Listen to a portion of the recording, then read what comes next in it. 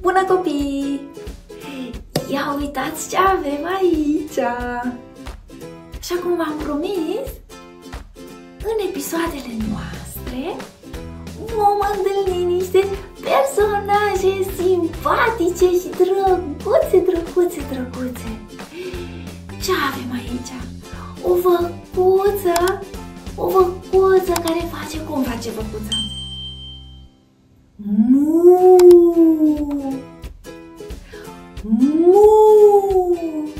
Da, așa face văcuța, drăguța. Și avem și un porcușor. Unguiță, porcușorul. Uiți.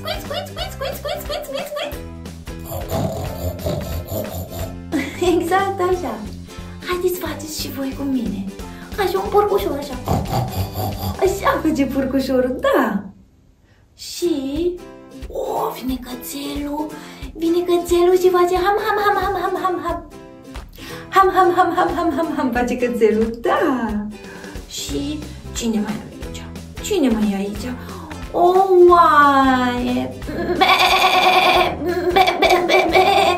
Da. Și la sfârșit, un iepuraș mic și simpatic și roz, care face țup prin iarbă, sare iepurașul. Da, dragii mei, iepurașul sare în iarbă. Da, haideți să numărăm animalele. 1, 2, 3, 4, 5. 5 animale, ca și cele 5 degetele de la o mână. Da, haideți să cântăm un cântecel frumos.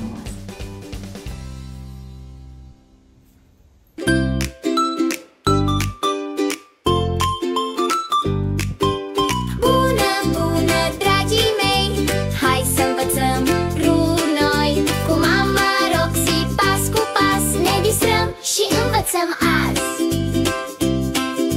Soarele zâmbește sus pe cer, hai cu mine, nu e greu deloc să încerci. Culori, povești și joacă vom avea, o lume veselă te va aștepta. Bună, dragii mei, hai să învățăm lucruri noi. Cu mama Roxy, pas cu pas, ne distrăm și învățăm azi. Numărăm, cântăm și dansăm, alfabetul împreună îl învățăm.